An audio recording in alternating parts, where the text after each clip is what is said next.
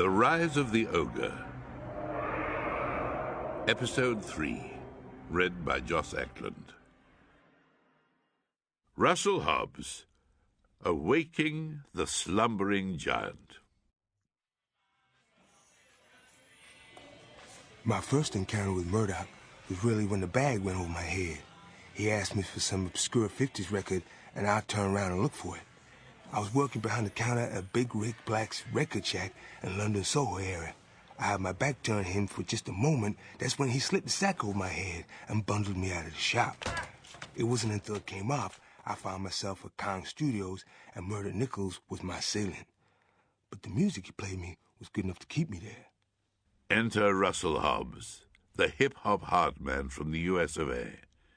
If 2D was the looks, Murdoch the brains, then Russel truly was the heart. While Murdoch and 2D were into music, this dude Russel was a musician whose knowledge of sound spanned the globe. Trouble, however, had always followed Russel Hobbs around. I heard about this hip-hop maestro Hobbs, says Murdoch. A one-man rhythm king who'd been possessed by the ghosts of his dead friends. I mean, come on, how much press is that going to get you? Eh? I mean, he's got everything, isn't it? Hip-hop, the undead, rapping spirits, deportation, and a devastating drummer all rolled into one big royalty check. No, baby, the second I heard about Russel Hobbs, I knew he was going to be in my band, whether he liked it or not. Russel, born in Brooklyn, New York City, June the 3rd, 1975, had been sent to England for his own safety after all of Russell's friends were suddenly gunned down one night in a drive-by shooting. He recounts the tale in his deep, slow, East Coast drawl. It's all so vivid. The sound of the car coming around the back of us. Me and my friends were parked outside a 7-Eleven store. It was raining real hard. We was minding our own business, The Humvee, big black Humvee, kind of crawled around the back of the vehicle, and we just knew this was trouble. Go on, what happened next? Starts 2D.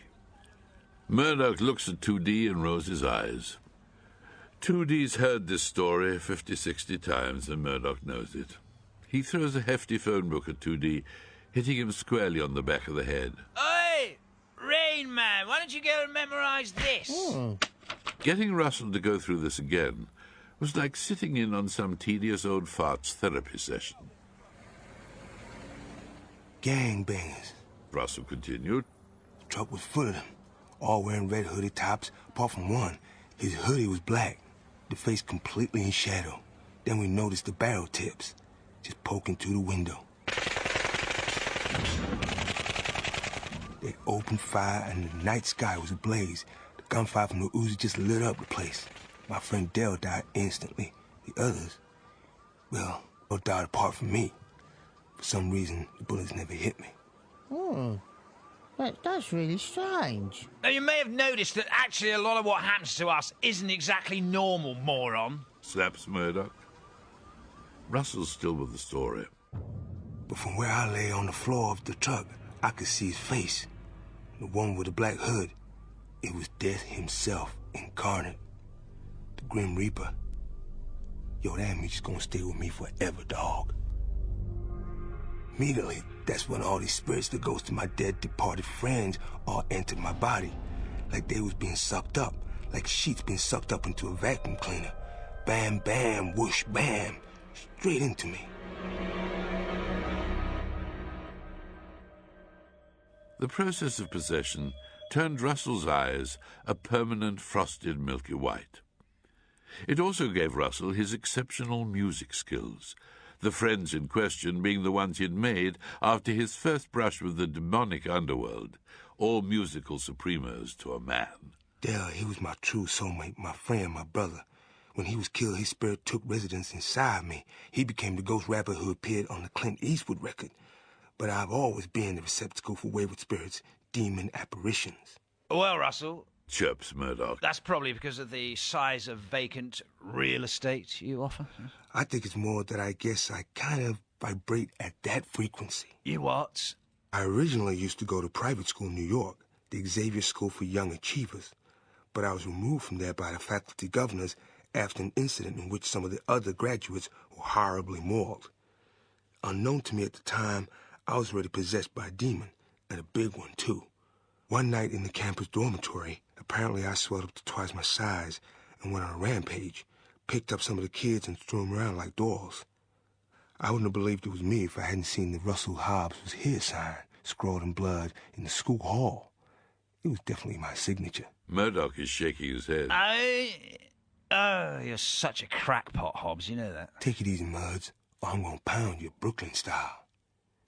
Anyhow, I was expelled from school, but the possession and anxiety sent me into a coma. I was unconscious for about 4 years until Father Marion exorcised the demon from my soul. That's when I came round. The demon finally vanquished, Russell came to after 4 years in the comatose state. Unfortunately, his old school refused to take him back.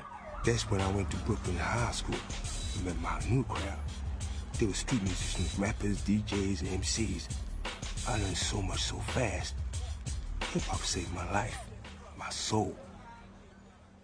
But this honeymoon period was not to last. The drive-by massacre not only killed his crew, but also sealed his fate.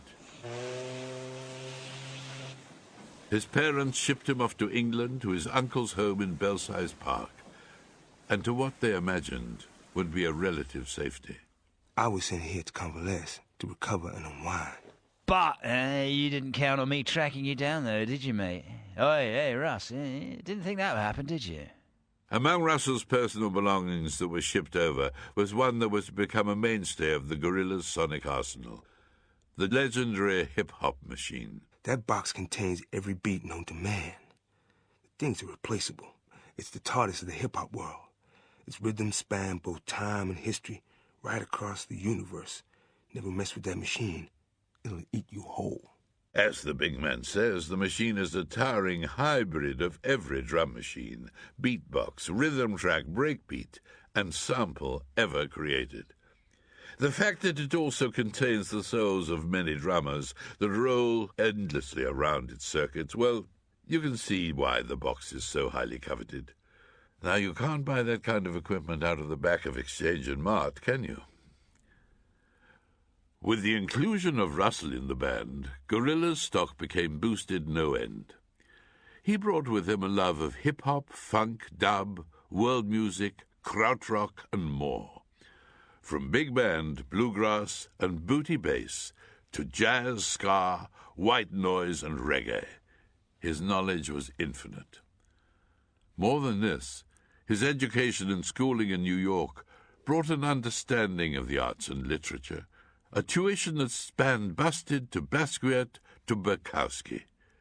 It's an overused term, but it would be possible to describe Russell as a true Renaissance man, though I'm not sure exactly what that really means. It pertains to the Renaissance period, when a gentleman was expected to have a whole breadth of knowledge and talents in a wide range of fields.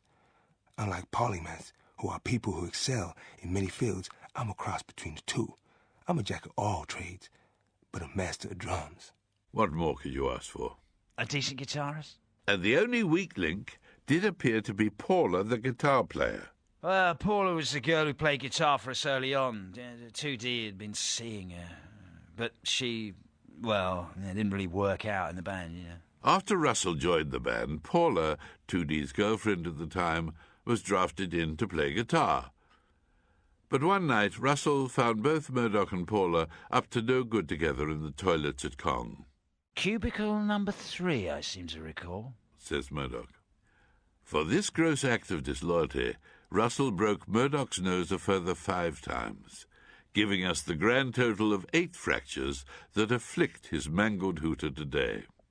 Paula Cracker, Gorillaz' first guitarist, tells her side of the story. Well, I've been seeing Stewpot for about 2 months. I played a bit of guitar and used to buy strings from the shop he worked in. He was very sweet. A bit thick, though. He said that he was going to be a singer in this band, yeah? They didn't have a name yet. And I thought, yeah, I heard it all before. Still, I went down to Kong Studio to check him out, and I ended up playing with them. But when I saw Murdoch with his thick, greasy hair, green teeth and yellow skin, I thought, oh, he's the one for me. Paula becomes increasingly more animated. Maybe she's on some sort of medication. Oh, he's such a dandy, like Errol Flynn or something. But after that thing in the toilets, they kicked me out. Bastards. But I never heard from Murdoch again, and my purse was gone. Since then, they've become this big, massive band, so I guess I was policed for them. But it also kind of makes me feel really, sick. In the head, like I want to hurt people. They tried to write me out of the story of Gorillaz, but I was the guitarist way before that Noodle. I've got half a mind to hunt them down and start screwing with their heads. I think she is on medication. 2D seems hurt. I can't believe you did that, Murdoch. I did you a favour, mate. She was a rubbish-looking bird. Seriously, she looked like Grayson Perry or something. The best shot of her. You are. It's just the principle. Look, she was depressingly ugly. Easily enough to put you off your dinner. I mean, you should thank me. Anyhow, on with the show. So where were we? Oh yes, one step forwards, another one back. The still embryonic Gorillaz needed to find that missing link. Time to think fast. In time-honoured tradition, Murdoch placed an ad in the back pages of the weekly musical institution that is the NME. I read the wordings for the advert down the phone. Recalls Murdoch. Global phenomenon, seek guitarist for world domination, blah, blah, blah, GSOH required. No hippies, etc., etc. No sooner had I put the phone down, there was a knock at the door. I opened the door, and no one there. In the deserted hallway stood only a 10-foot-high freight container marked FedEx. Murdoch pushed the crate into the middle of the room, when out from the box sprung Noodle. All 3'2" of her. I've got to admit, I wasn't really expecting that. Says 2D. But we heard a knock at the studio door, and there was this big box there, and out jumped a small Japanese person carrying a Les Paul. I couldn't make out a word she was saying. It's just gibberish. But then she unleashed a massive guitar riff, what sounded like 200 demons screaming in Arabic. It was brilliant. She ended it with a 20-foot-high karate jump. She bowed and just said one word. Noodle. That was it. The position was taken and my group was complete.